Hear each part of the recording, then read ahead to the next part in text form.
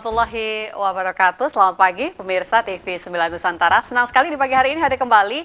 Saya Eli Prabowo yang kembali menyapa Anda untuk program Jurnal 9 Pagi Akhir Pekan. Jadi memang kalau sudah weekend, ini saatnya kita akan ngobrol yang tentunya dengan topik yang sedikit berbeda. Karena kalau sudah memasuki tahun politik di 2024, tentunya Indonesia pun juga harusnya sudah mulai bersiap begitu kan. Tapi ketika pertanyaannya itu sudah mulai kita arahkan, bagaimana keterlibatan generasi muda pada politik di Indonesia. Nah, ini dia. Sepertinya kita harus mulai berkaca dengan beberapa negara tetangga kita. Jadi di pagi hari ini, saya akan mengajak Anda untuk bisa mengintip secara langsung begitu ya. Seperti apakah demokrasi kaum muda di Thailand ya. Jadi kita diajak untuk bisa berkaca di sana bagaimana keterlibatan generasi muda yang ada di Thailand di dunia politik. Tentunya kita masih akan terus mencari tahu begitu ya. Informasinya sedetail mungkin dari tamu-tamu saya di pagi hari ini yang bergabung via Zoom. Jadi saya akan nanti ini menyapa ada 3 narasumber ini tentunya begitu yang sudah bersiap untuk bisa bergabung bersama dengan pemirsa TV 9 Nusantara. Saya akan coba tersambung dulu. Beliau yang merupakan CEO dari Alfara Research Center, ada Bapak Hasanuddin Ali. Assalamualaikum Pak Hasanuddin, sudah bisa mendengar suara saya? Waalaikumsalam warahmatullahi wabarakatuh. Apa kabar Pak Hasanuddin hari ini? Alhamdulillah baik. Baik, ini saya akan coba menyapa juga. Ini memang ada 3 narasumber begitu ya. Ini Ketua Umum Pengurus Korca PMI Jawa Timur, ada Bapak Baijuri. Assalamualaikum Pak Baijuri, sudah bergabung dengan kami? Alhamdulillah sudah, Mbak. Baik, sehat kabarnya hari ini Pak Baijuri? Alhamdulillah sehat. Sepertinya Mas Baijuri, Mbak, bukan Bapak Baijuri, Mbak. Oke, baik, siap. Karena memang mewakili anak muda harus benar-benar muda begitu ya. Iya. Baik, Mas, ini saya akan coba menyapa juga apakah narasumber ketiga saya juga bisa sudah bergabung, seorang pengamat politik dan juga Wakil Rektor Universitas Trunojoyo Madura. Saya harus panggil Bapak atau Mas juga ini, Pak Surokim. Apa kabar? Assalamualaikum. Waalaikumsalam. Kabar baik. Maunya saya panggil Mas, Kakak, atau Bapak ini juga? Ya, 7 pernama enggak pernah ketemu.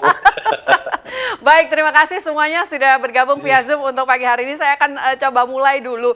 Yang ini sudah mengaku mewakili generasi muda yang ada di tengah dulu. Saya ingin tanya dulu nih, seperti apakah mungkin ketika kita diminta untuk bisa berkaca pada Thailand untuk demokrasi kaum mudanya? Mas Baijuri, dari Anda, untuk membuka obrolan kita di pagi hari ini. Seperti yang kita baca di beberapa media dan saya juga mengikuti perkembangan bagaimana revolusi pemuda di Thailand. Ya. Baik.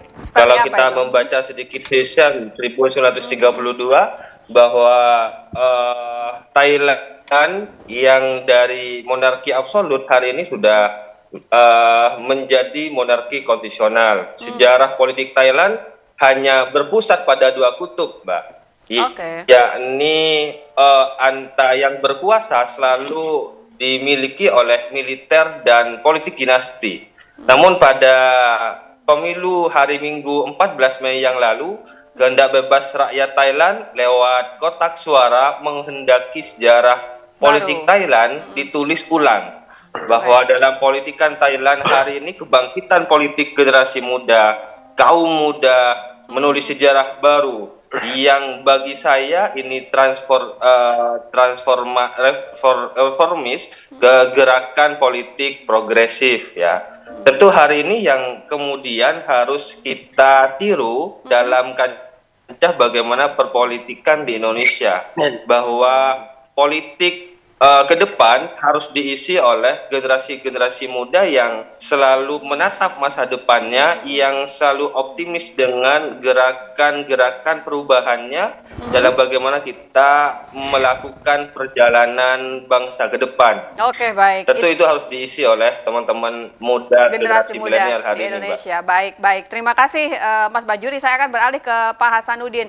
Bapak, ini dengan satu catatan tadi yang harus kita ketahui bersama, perbedaan begitu ya. Kalau tadi Mas Baijuri menyebutkan di sana itu hanya ada 2 kutub. Apakah memang perbedaan itu tentunya menjadi alasan juga, bisa menjadi alasan perbedaan untuk penerapan politik di Indonesia yang akhirnya masih agak enggan generasi muda kita itu untuk memasukinya, Pak Hasanuddin, dari Anda? Iya, jadi kalau saya lihat begini Mbak Eli, Bagaimana bahwa dari kacamata Anda? eh, Indonesia dalam konteks negara demokrasi di ASEAN itu adalah salah satu contoh dan pionir gitu dalam demokrasi termasuk pemilu bersama Filipina. Baik. Negara-negara lain seperti Malaysia, kemudian Singapura, kemudian juga Brunei, kemudian juga Thailand, itu sebenarnya dari sisi demokrasi masih tertinggal dari Indonesia. Itu Oke. kita termasuk negara demokrasi di ASEAN yang kemudian menjadi contoh bagi negara-negara dan menginspirasi negara-negara ASEAN. Misalkan Malaysia, kemudian juga Thailand hari ini, itu sebenarnya berkiblat demokrasinya kepada Indonesia. Oke. Nah, bedanya adalah ketika terjadi reformasi di Indonesia tahun 1998, Baik.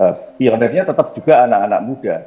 Tapi kemudian kita tahu saat itu mahasiswa begitu keras menentang Soeharto dan berhasil menjatuhkan rezim Soeharto yang berkuasa 32 tahun. Baik. Tapi kemudian suara anak-anak muda itu tidak terkonsolidasi dalam kekuatan politik, Baik. sehingga konsolidasi politik anak muda itu tidak terjadi di Indonesia. Nah, ini yang membedakan dengan di Thailand, ketika suara-suara yang oposisi yang ingin menegakkan demokrasi di Thailand bersama anak-anak muda ini, mereka berhasil mengkonsolidasikan kekuatan mereka dan kekuatan politik, sehingga mereka bisa mewarnai dan menjadi pemenang di pemilu 2023 ini. Menurut Bapak apa yang menjadikan Indonesia atau generasi muda kita pada saat itu gagal Pak dalam arti mengkonsolidasikan itu seperti yang Bapak wacanakan? Apakah memang ada beberapa aturan yang boleh dikatakan itu menjegal generasi muda kita untuk bisa bergerak maju ke depan atau apa Pak Hasanuddin? Ya, saya kira kita harus kembali ke proses tahun 1998 itu, di mana kekuatan anak muda, kekuatan mahasiswa, Baik. itu kemudian tidak, mereka tetap pada jalur non politik, gitu ya. Hanya ada sebagian anak-anak muda saat itu yang masuk ke dalam partai-partai tertentu, Oke. dan itu yang kemudian tidak berhasil mengkonsolidasi kekuatan anak muda. Oke, baik. Nanti saya akan kembali ke Anda, Pak Hasanuddin. Saya ingin bergeser dulu ke Pak Surohim. Pak Surahim Abdul Salam, boleh saya ingin dengarkan kalau versi Anda ini bagaimana untuk demokrasi kaum muda yang kita diminta untuk bisa berkaca, kita bisa belajar dari Thailand. Monggo Pak Surahim. Iya, youth politik itu keniscayaan, karena selalu identik dengan kebaruan dan perubahan. Baik. Itu isu-isu yang selalu seksi di dalam politik. Makanya kemudian kalau anak muda tidak bisa membangun narasi hopes, ya, perubahan dan kebaruan, ya memang tidak akan laku. Partai-partai politik di Indonesia yang diidentikan dengan anak muda lalu kemudian bergeser dari isu sentral itu, ya akhirnya tidak laku juga akhirnya. Makanya kemudian perlu konsistensi. Baik. Saya kira bagaimanapun juga politik ini memang selalu ada zaman selalu ada generasinya, dan momentum generasi muda untuk terlibat di dalam politik saya kira tidak harus kemudian menunggu nasib gitu ya, tapi harus dijemput saya kira, dan itu hikmah yang harus kita ambil dari pelajarannya apa yang terjadi di Thailand. Anak-anak muda menyongsong zamannya, menyongsong nasib. Nah, ini menyambut 2024, apakah generasi muda di Indonesia menurut Anda, Pak Surahim, mereka sudah tengah berupaya, begitu ya, bukan sudah, tengah berupaya untuk bisa, yaitu tadi, menjemput zamannya untuk bisa sukses di dunia politik, Pak Surahim? Ya, memang hasil survei mengatakan mereka sebagian besar masih apatis terhadap politik, tetapi jangan lupa bahwa partisipasi mereka ke bilik suara masih tinggi. Bahwa situasi COVID pun tidak menghalangi mereka untuk berpartisipasi.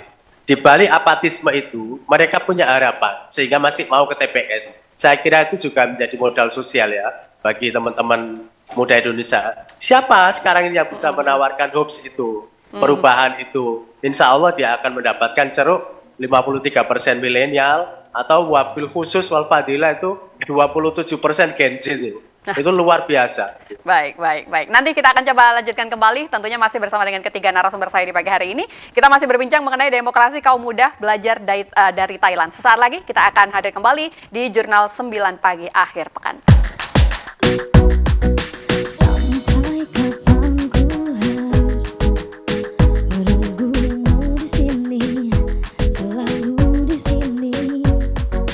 Lama jadi jomblo hati, tinggalmu operasi sendiri.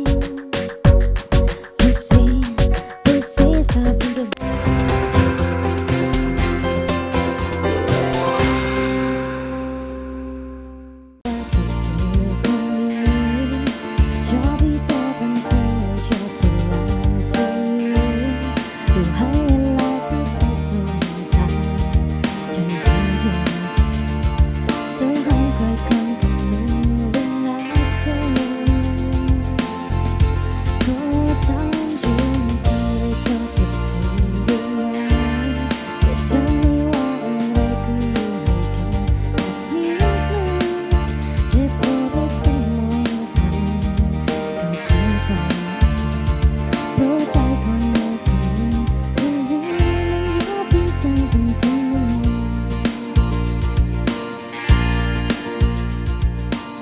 Waduh, saya sepertinya wajib mengucapkan pada sahabat muda saya pagi hari ini. Jadi Zira sudah menyajikan atmosfer yang berbeda begitu ya.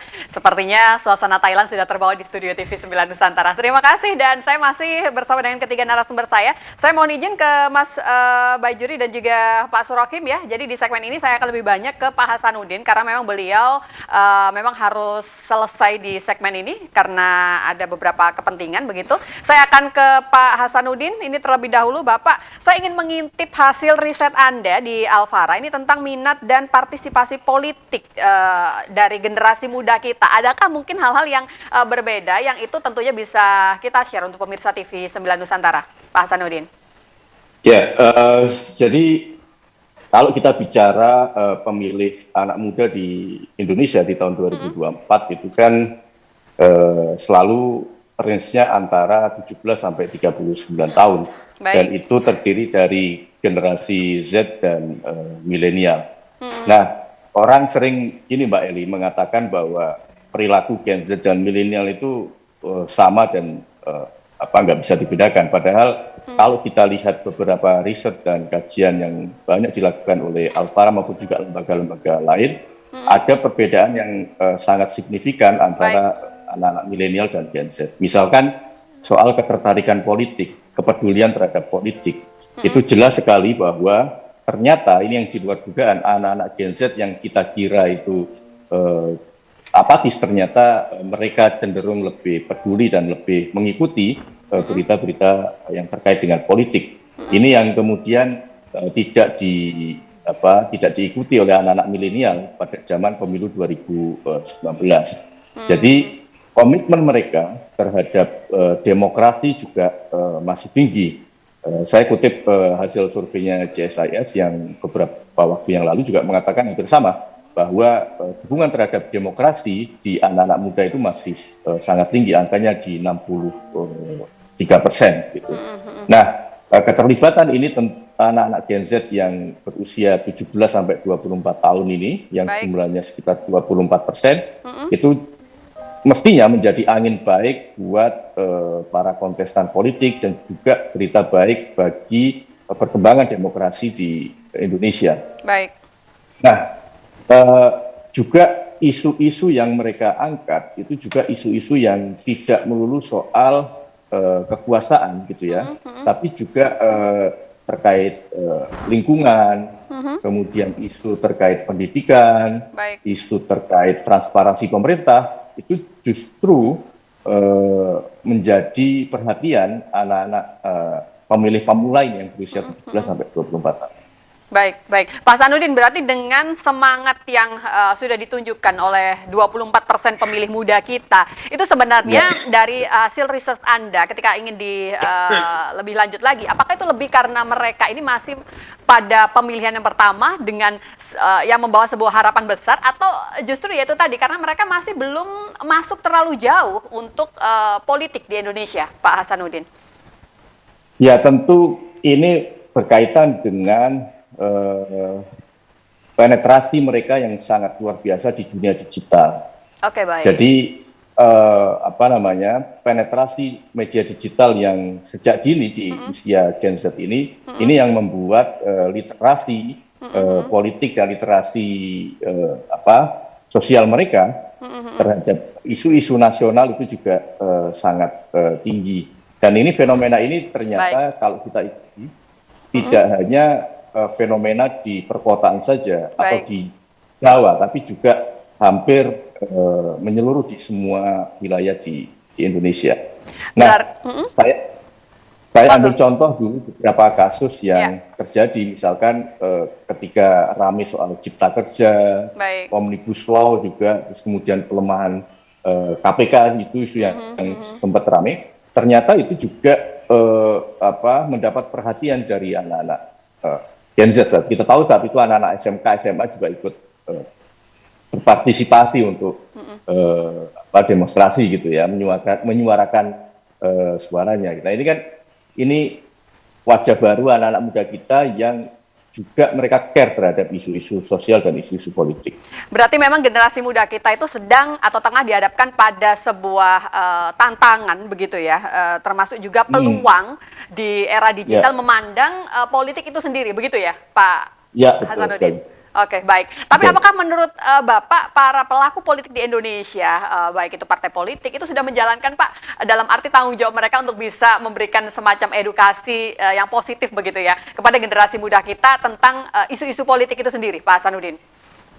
Nah, ini yang belum kita lihat, Bu Eli. Jadi Mbak Lia, jadi para pelaku politik kita, kemudian ini yang saya lihat sejauh sekarang ya, para kontestan politik kita hari ini itu belum menyentuh pada aspek substansi, belum menyentuh pada aspek ide dan gagasan. Mereka saat ini baru dalam taraf dalam tanda kutip memanfaatkan anak muda tanpa melibatkan lebih jauh.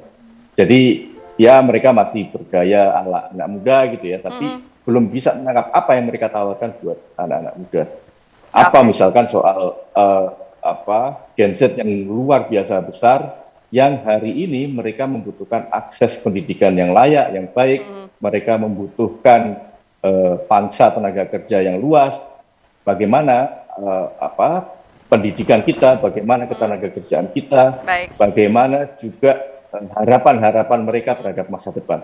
Kita tahu, Mbak Eli, bahwa visi Indonesia 2045 yang akan kita tempuh dalam beberapa tahun ke depan, itu sangat tergantung bagaimana mereka kesiapan anak-anak muda ini untuk menyongsong visi emas Indonesia 2045. Ketika kita gagal menyiapkan anak-anak muda ini dari aspek pendidikan, dari aspek sumber daya manusia, maka cita-cita visi Indonesia emas 2045 hampir pasti akan terjadi. Dan itu tantangan terbesar kita saat ini. Oke, baik. Pak Hasanuddin, berarti itu artinya para politisi, pelaku politik, dan termasuk juga partai politik yang harusnya memiliki tanggung jawab itu masih belum menggarap secara serius begitu ya, 24% pemilih muda kita, bahkan mereka yang sudah menggaungkan diri sebagai wakilnya anak muda, ini adalah partainya anak muda pun itu ternyata ide-ide mereka itu belum mewakili apa yang dibutuhkan oleh generasi muda kita sekarang, begitu ya Pak ya? Ya, semua masih berkutat kepada pendekatan-pendekatan konvensional, tidak melibatkan anak muda dalam perencanaan strategisnya, anak mudanya sebatas sebagai objek, belum dijadikan sebagai subjek dan lain-lain. Baik, nanti saya akan kembali ke Anda Pak Hasanuddin sebagai closing untuk Anda. Saya akan menyapa Pak Surohim. Pak Surohim, saya ingin mengcompare dulu. Kalau tadi Alvara sudah memberikan hasil risetnya, apakah memang hal senada itu juga disampaikan juga oleh Pak Surohim dari hasil riset Anda, Pak?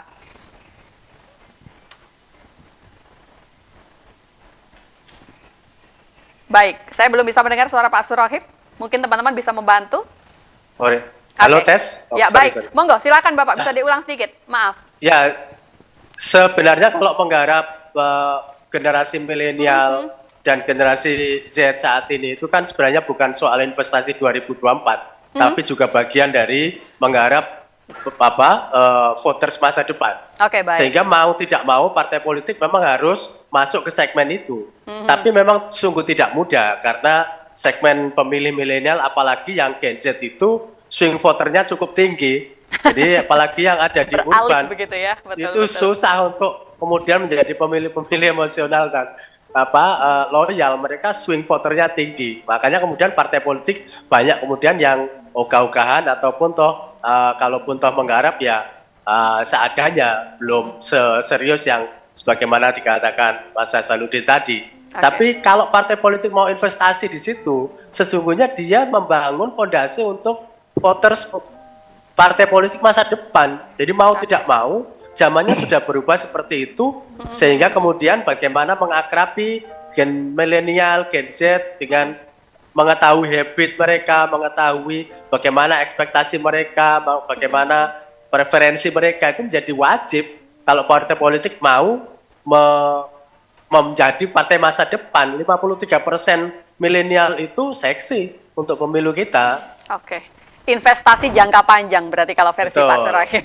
Oke, baik. Saya ingin memberikan kesempatan Pak Hasanuddin untuk bisa closing begitu ya sebelum kita break segmen ini. Pak Hasanuddin, saya kembali ke Anda. Apa yang mungkin harus dilakukan, upaya-upaya yang harus dilakukan oleh pemerintah Pak ini untuk bisa lebih serius lagi memperhatikan generasi muda kita. Kalau tadi kita sudah menyepakati ada sikap apatis dalam tanda kutip di sebagian generasi muda kita untuk bisa memandang begitu ya politik di Indonesia. Seperti apa upaya yang harus dilakukan Pak Hasanuddin? Monggo sekaligus closing dari Anda. Ya, saya kira edukasi politik itu menjadi sangat penting, bahwa politik itu adalah bukan sekedar adu figur, bukan sekedar adu ya ini adalah politik ide, politik gagasan, adu visi dan seterusnya. Dan bagi anak muda tentu itu yang harus dijual kepada mereka. Para politik kita tidak perlu terlalu bergimik-gimik gitu ya, atau menggunakan pendekatan yang terlalu kosmetik gitu ya, tapi harus bicara soal substansi bagi anak-anak muda, karena itu yang diharapkan oleh anak muda. Dan saya kira anak muda kita, pemilih-pemilih muda kita, saya kira karena mereka memiliki literasi politik yang lebih baik, tentu anak-anak muda pasti akan memilih pada 2020. Pak Hasanuddin, pendekatan seperti apa sih Pak yang harusnya menurut Anda itu akan lebih nyata untuk bisa dilakukan pada generasi muda kita, Pak? Dengan cara Ya, bagaimana? saya kira kalau kita lihat 99% Gen Z itu sudah terkoneksi dengan digital, kemudian 88 anak-anak milenial terkoneksi dengan dunia digital, maka salah satu cara paling efektif untuk mendekati anak muda tentu menggunakan cara-cara yang berbasis digital, tidak ada pilihan lain. Karena 98%, 99% anak-anak muda kita hidupnya di dunia digital. Oke, baik. Maka pendekatan basis digital itu menjadi lebih penting. Oke, baik. Terima kasih Pak Hasanuddin untuk apa yang sudah disampaikan. Anda closing di segmen ini begitu ya. Terima kasih untuk semua gagasan yang sudah disampaikan Pak Hasanuddin Ali, CEO Alfara Research Center. Terima kasih sudah bergabung bersama dengan kami. Dan nantikan kita masih akan bersama dengan kedua tamu saya, pemirsa, untuk Jurnal 9 Pagi akhir pekan. Kita jeda sebentar dan akan hadir kembali sesaat lagi untuk Anda.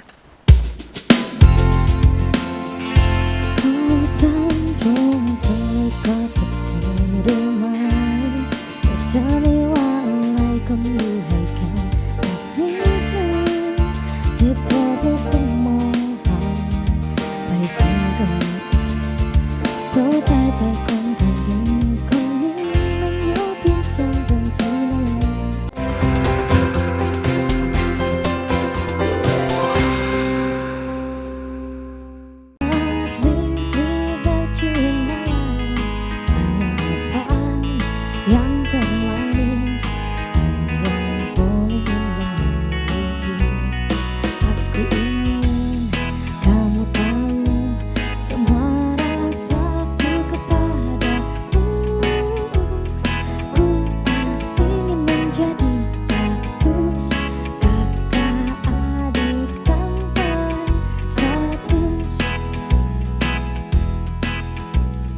kasih Anda yang masih bersama dengan kami, pemirsa, untuk Jurnal 9 Pagi Akhir Pekan. Dan di pagi hari ini kita sedang berdiskusi begitu ya mengenai demokrasi kaum muda belajar dari Thailand. Dan saya ingin coba mendalami begitu apa yang sudah disampaikan oleh narasumber saya tadi, Pak Surohi, mengatakan kita tidak hanya harusnya berpikir pada 2024 saja menjelang tahun politik begitu ya. Kita boleh berinvestasi lebih panjang lagi kalau sudah berbicara generasi muda kita. Nah, saya akan ke Mas Baijuri kali ini. Mas, berarti kalau kita coba berpikirnya dengan jangka lebih panjang, tadi Pak Hasanuddin pun juga mengatakan kita ini di tahun-tahun berikutnya bonus generasi muda kita itu sangat luar biasa dan itu memang harus digarap secara serius. Berarti seperti apa sih harusnya kita menyiapkan generasi muda kita itu untuk bisa menjadi lahir sebagai pemimpin masa depan, Mas Baijuri? Iya,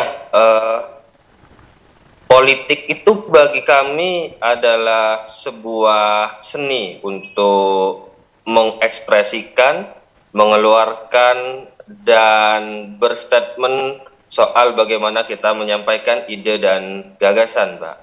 Bahwa peran-peran pemuda hari ini dalam proses mengawal demokrasi itu pada wilayah transformasi demokrasi politiknya. Bahwa teman-teman generasi milenial satu harus berpartisipasi dalam politik, harus terjun langsung untuk mendapatkan suatu harapan besar yang ingin dicapai oleh pemuda itu sendiri. Yang kedua ya kita harus menjadi bagian dari pelopor perubahan. Terus kemudian aktif di media sosial untuk mobilisasi opini publik, membangun gerakan sosial, dan juga bisa mengakses dalam isu-isu politik terkini.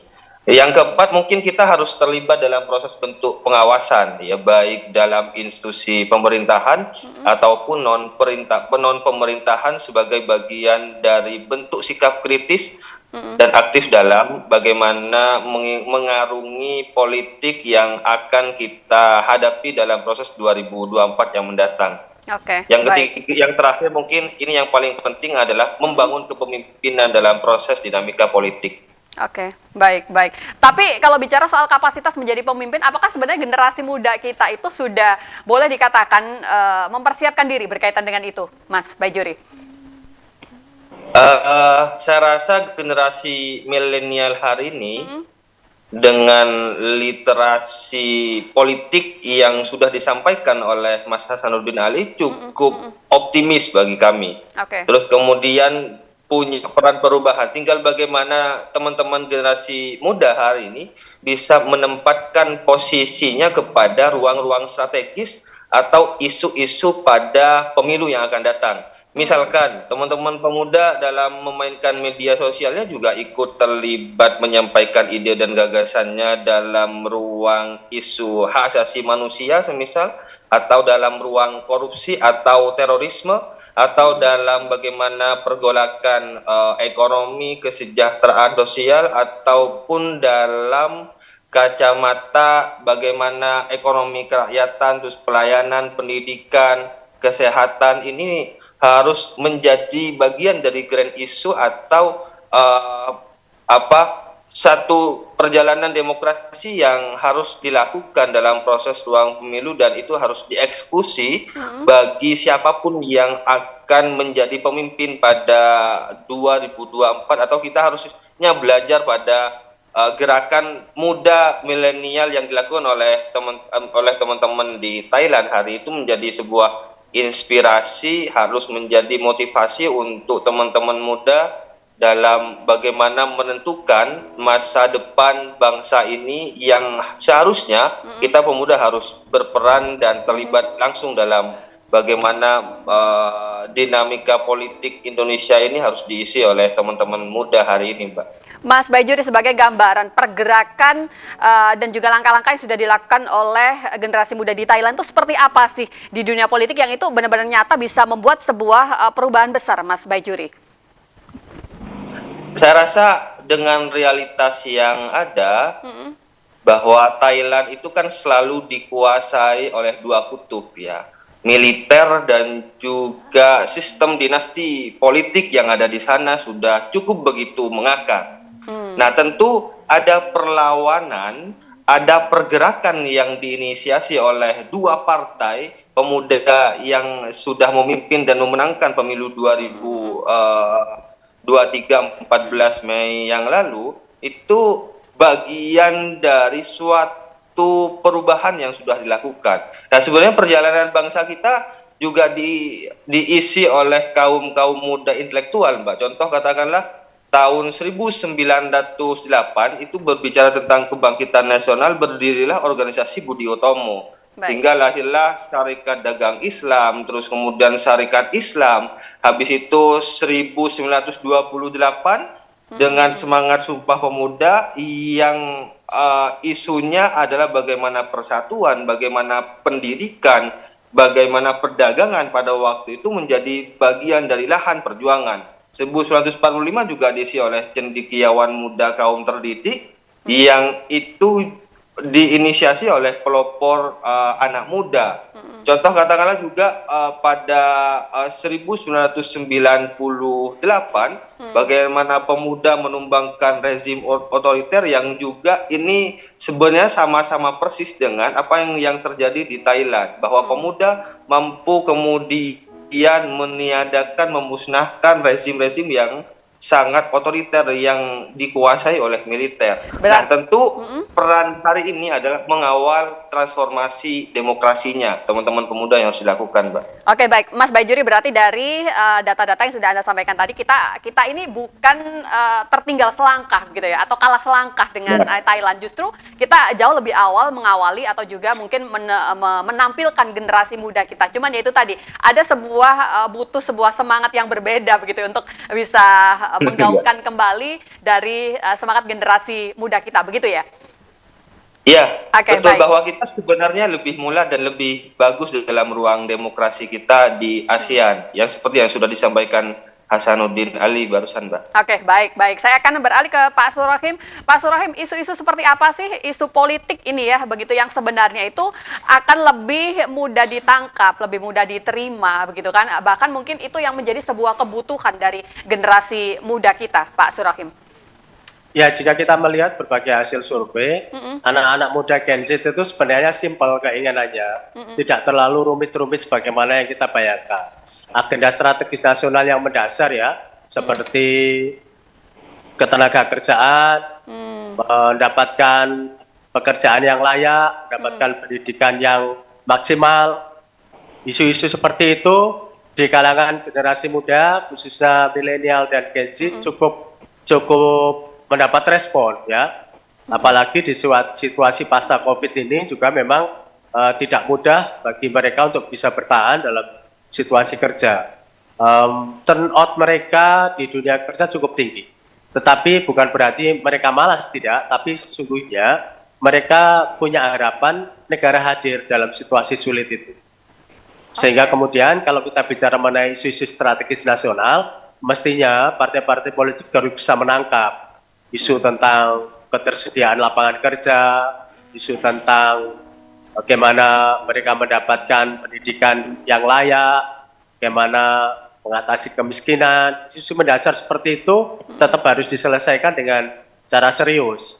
Dengan bahasa tentu saja bahasa yang lebih mudah, bahasa yang simpel, dan itu yang dibutuhkan generasi muda. Tidak perlu harus rumit-rumit cara berpikirnya. Dan generasi muda menginginkan negara membersamai mereka pada saat mereka hadir. Ketika negara mendorong bagaimana anak-anak muda harus menjadi entrepreneurship, terus buat apa yang dilakukan oleh negara dalam mendorong entrepreneurship muda itu.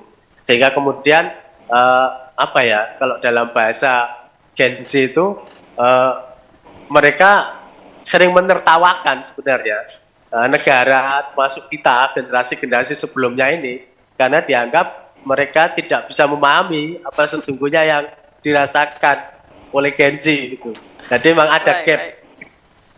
Baik. Ya, baik. Berarti ada semacam gap begitu ya yang terbangun. Ya, ada gap.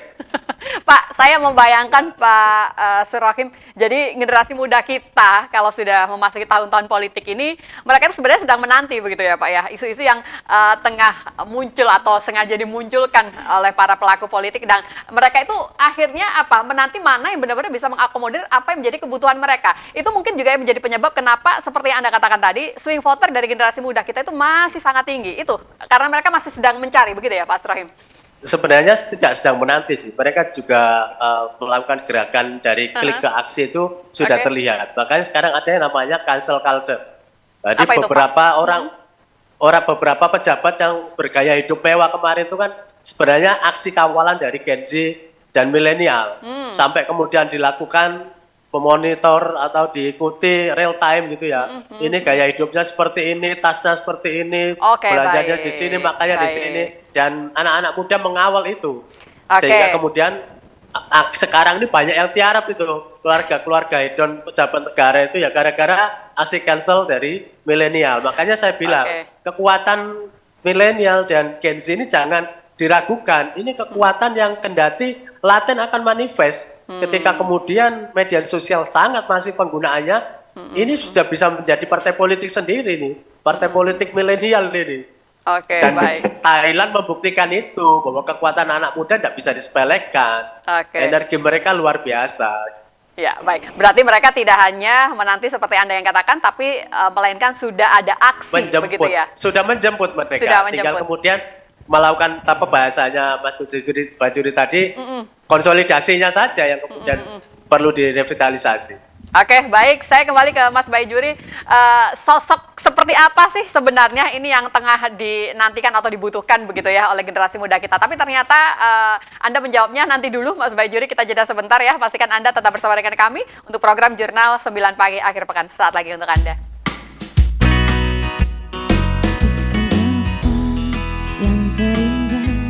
We cannot live without you in my life. I am apa yang termanis, I am falling in love with you.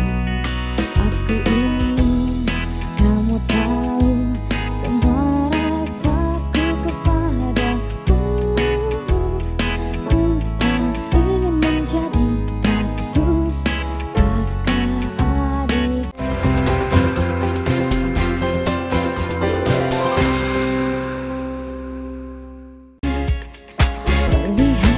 Dia di depanku, dia menjerat hatiku, berat hati tajam. Ku akui tubuhku mulai sempat ku memuji dalam hatiku. Jangan pikir aku kan mencinta, ku hanya kagumi, hanya memuji. Ku akui tubuhku mulai sempat ku memuji dalam hatiku. Jangan pikir aku kan mencinta, ku hanya kagumi, hanya memuji.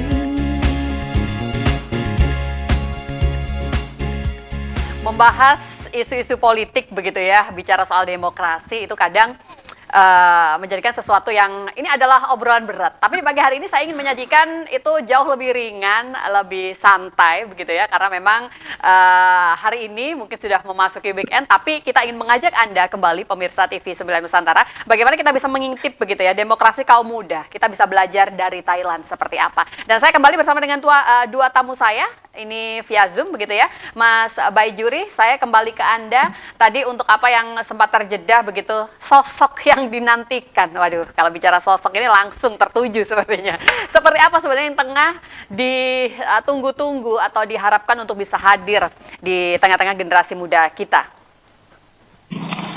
Ya, tentu kalau bicara sosok pemuda hari ini, Mbak, yang menjadi harapan kami semua tentu bahwa teman-teman generasi pemuda milenial itu tidak cuek terhadap politik, tidak anti terhadap politik, terus juga tidak menganggap politik itu kaku dan membosankan. Lalu kemudian juga mungkin bahwa generasi milenial hari ini menganggap politik itu hanya urusan orang tua yang tidak asik dan tidak fun, membuat telinga kita bising. Sebenarnya bukan itu, bahwa kita harus terlibat langsung dan menjadi pemuda yang visioner, menjadi pemuda yang adaptif, dan menjadi pemuda yang selalu menginginkan perubahan dan progresif dalam melakukan gerakan di media sosial, dalam mengkampanyekan apa yang menjadi bagian dari isu-isu perdebatan polemik demokrasi hari ini. Tentu kalau kita melihat debat dari beberapa pilpres yang sudah berlalu, betul yang disampaikan oleh Pak Surokim bahwa isu-isu ketenaga kerjaan, terus isu-isu soal bagaimana tindak pidana, soal korupsi, terus kemudian isu soal bagaimana pelayanan pendidikan yang hari ini kian mahal dan terancam.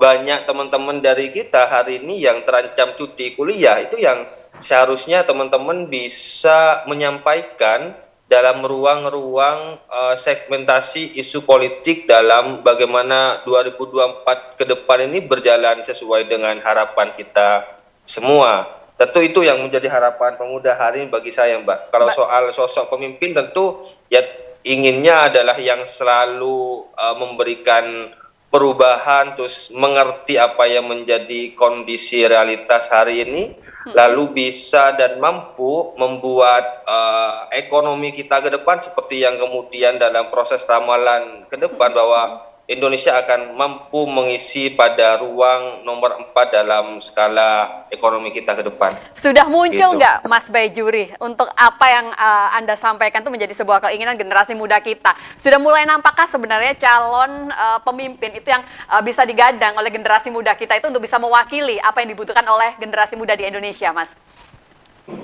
Ya, tentu kita lihat saja ke depan. Kalau Pilpres 2024 kan masih dalam yang sering kita bicarakan di publik, di media, itu masih ada 3 calon, Mbak. Yaitu ada Ganjar, ada Prabowo, dan juga Anies Baswedan. Sudah ada yang mewakili anggota generasi muda kita dari yang sudah Anda sebutkan itu? Selama ini masih belum ada ya. Masih dalam proses bagaimana ke depan, kita ikuti sajalah saya rasa. Tapi harapan besar saya ada representasi milenial yang mampu bisa memberikan ruang perubahan dalam segmentasi politik kita ke depan. Oke, baik. Closing program dari Anda, Mas Baijuri, atau mungkin ini menjadi sebuah harapan bersama begitu ya, sebelum saya beralih ke Pak Surokim nanti.